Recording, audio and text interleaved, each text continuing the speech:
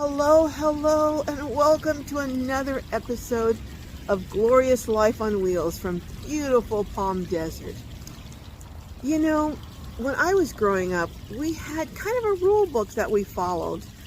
We graduated from high school, we either went to college or got a trade, got a job and stayed with that company forever. We, got married, bought a house, had kids, and if we had any time after we retired, or were in good enough health to do it, we may have traveled a little bit, and that was pretty much all we expected. Well, these youngsters these days, they have decided they're going to chart their own course, and I am going to bring you a couple, an adorable couple that did just that. They started out, traditionally following the rules, going to college, buying a house, but somewhere along the way they decided they wanted more. They wanted to travel outside of their area, and they, with no prior experience, built out a beautiful, beautiful van that looks like a rustic cabin inside. It has a huge power bank, over 600 amp hours of power, and it's all electric. But you know what? I'm not going to be a spoiler here. Come on and let me introduce you to Bryn and Josh. And I think you're going to adore them as much as I do. So come on, Globies, let's go meet them. Well, hello, Bryn and Josh. Hello. How's it going? It is good. Pretty good. Oh. Feeling the good sun. Yeah. I know. It seems that I usually interview my contemporaries, older folks who are in vans, but you're a young couple. How old are you? We're both 28. Yeah, 28. 28.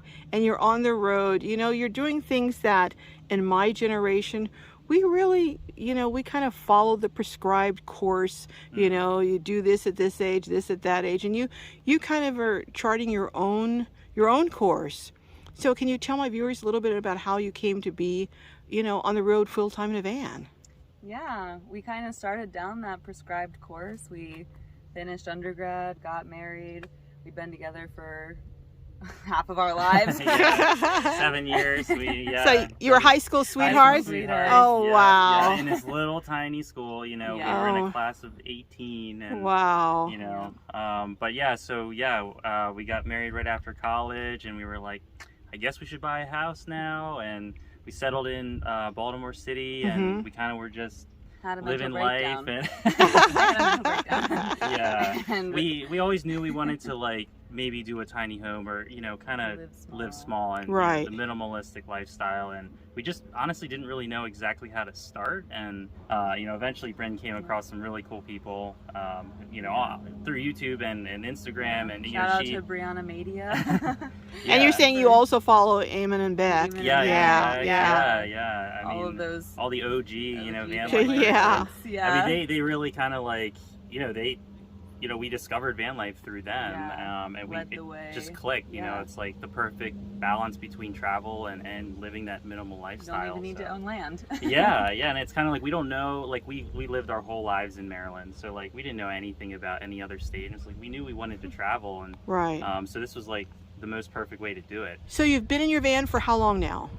Just had our 1-year vaniversary at the middle of September. So yeah, we started September 2021, and it's it's early October. So it's been pretty much 1 year. Wow. So now, what kind of van is this? She is a 3500 ProMaster 159 wheelbase extended.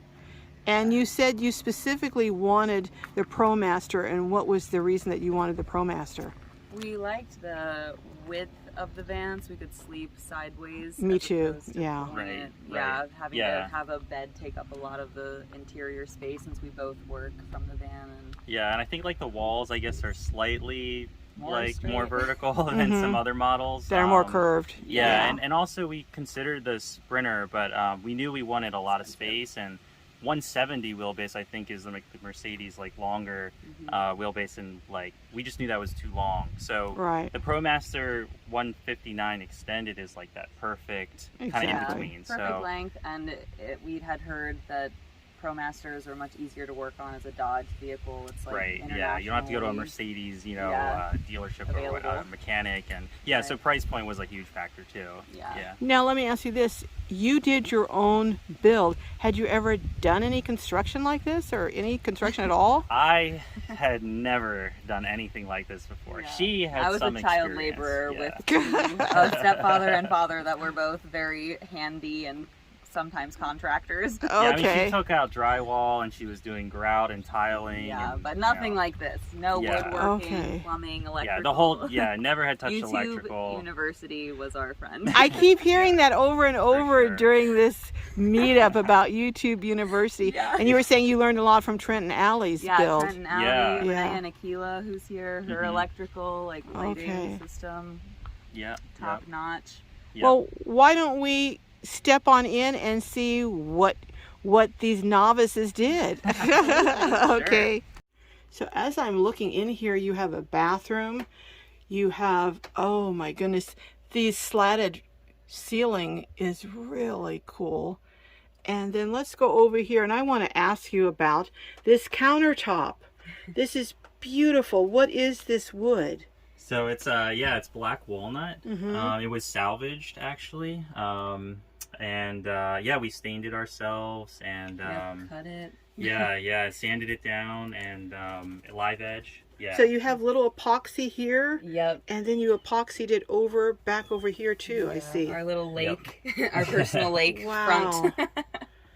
So what gave you the idea? Did you see that anywhere, or did you just want to do? Yeah, I think like we kind of wanted to go for kind of more of a natural kind of feel to the van, and we'd seen live edge and just always loved that epoxy look, and we were like, if we're gonna be in such a small space, we may as well make it exactly how we want. As rustic. We have our like cabin vibes. Yeah, I'm loving geometric patterns. Yeah. And then over here I see your tile. Now is this real tile? Yeah, this is a stick and peel and stick Oh, tile. it is. It looks real. It turned out really well. We were very happy with that. Yeah, very happy with One that. of the easier things to do, actually, surprisingly. Now I'm looking over here, and on your seat here, now what is this opening down there? That is called our sock hole. Oh, we okay. can easily access our socks. So that's just a little bit more storage over there. Yeah. Okay. Multi-use, That area the bed comes to the edge of the countertop. So the bed...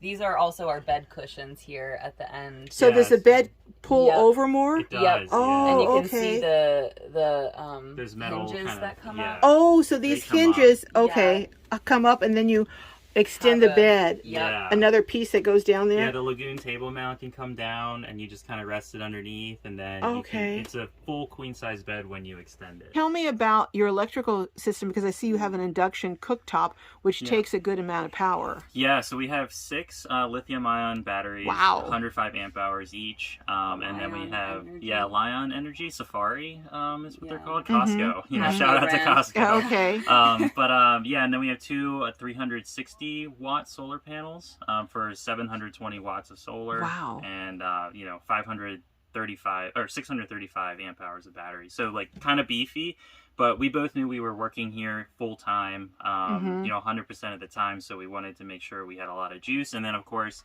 our induction cooktop stove is, all electric. So we have no propane in the van. Yeah, we have an electric hot water heater, 4 gallon. Yeah, 4 gallon electric hot water heater. Yeah. Wow, so a very, very robust electrical system. And how did you figure out how to do the electrical wiring and everything? Yeah, so I mean, huge shout out to Explorist.life, Nate Yarbrough. Oh, yeah. So we bought his guide for $10. It's like a steal, and it is. We literally followed that to a T. And if it wasn't for him, I think we'd still be doing the electrical. But yeah, he saved a lot of time. It was great. Yeah. Well, now the bathroom. So let's take a look. I see you have a shower. Let's take a look at your shower and how you go to the bathroom. Yeah. So I'm looking at your bathroom here, and it is really beautiful. You've got the full shower, and you've got a hot water heater, you said. Yes. And that looks like a composting toilet. Yes. This is our airhead toilet. So the most commonly used one seems to be a nature's head. Right. If you're going to go for like the standard toilet style. And this one's a little bit different in that the pee jug area. It doesn't have to be, you don't have to open the solids in order to remove that, to dump that more frequently than you would the solids. So you can just remove that and empty the liquids without having to worry about opening the whole container and releasing anything that we wouldn't want to necessarily be released in our however many foot space this is. So that seems like a much better idea, actually. Yeah. Now, let me ask you this. On the curves, because I see you have the curve of the shower, was that difficult doing that? Yes. This was definitely this was our first true like framing and building out of the walls. The first walls we actually put up in the van. So we got, what is this board called? RFP board. And I just glued that straight to the 1/4-inch ply that we used as the backing of the actual walls. And then it comes with the FRP has special joints to connect. So that was really helpful, but... And then you put silicone. Did you silicone it? Lots of silicone. Yeah, I think see. It could use a touch-up here and there. But this was your first build, and it's amazing. All right, so now whose idea was this cute porthole? This was a joint decision. Yeah, I think we both kind of like the feel of it. Like, you know, it's kind of homey and kind of something a little different. And you got the window without having a lot of sun coming in for heating it up. Exactly. Right. So you just cut out the side of the van and put in that porthole? Yep. We wanted smaller windows on our van just for safety purposes was our thinking. Having a little bit of natural light. This is Josh's main work zone and our main eating zone. So this is your main eating zone here. Yes. Okay. Yeah, so this is on another lagoon and you can kind of pull it out. And we stabilized our lagoon a little bit with this. Now, do you have storage underneath this bench? We do, quite a bit. Quite a bit of storage. Oh, wow, that is. Yeah. And then you've got the cabinets up here. Now, did you make these cabinets, or were they? We did make them. Oh, you did? Yes, oh my goodness. We're proud of them. They're a little janky, but they're functional.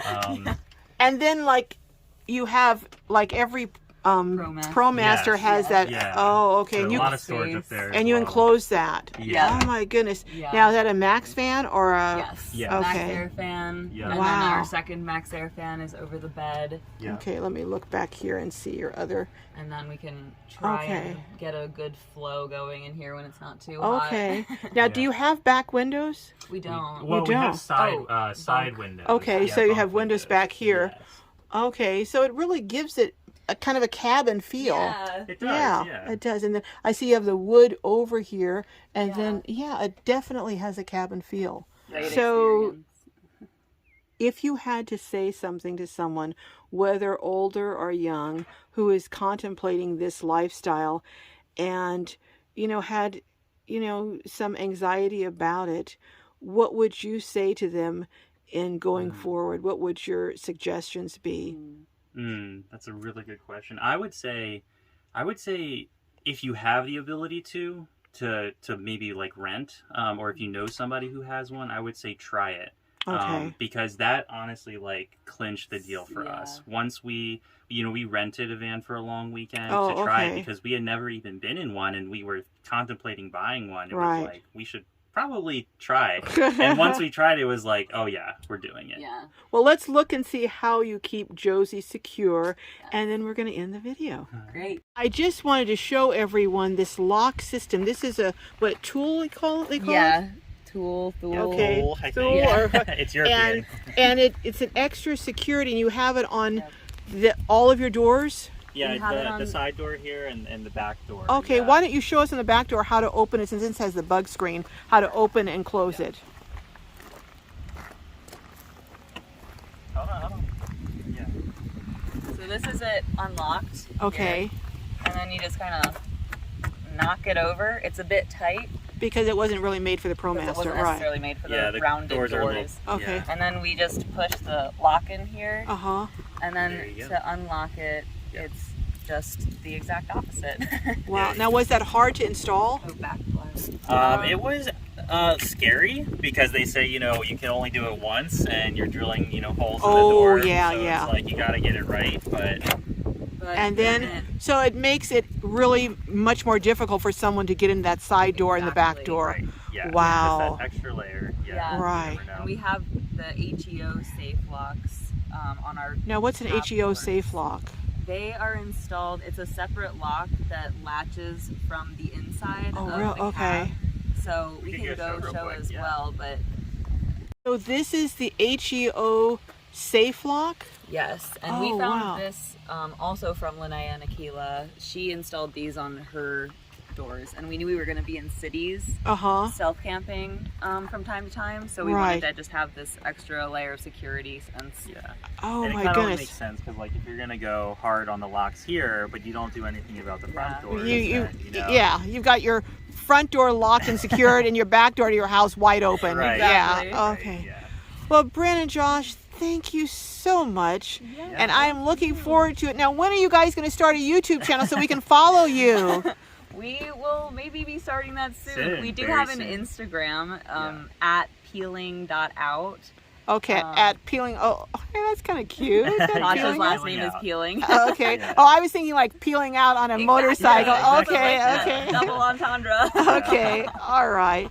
Well, thank you so much, and I'm going to stay in touch with you. And you said you may come down to San Diego. Yes. Yeah, Okay. I love San definitely. Diego, And yeah. courtside, we should be down there. Oh, okay, so you're going to be at my 70th birthday party. Absolutely. We would love to. All right. Balloons. Okay, all right. Well, thanks so much, and we will catch you down the road, if not very soon, in January in Courtside. Sounds great. All right, thanks again. Bye-bye. Bye.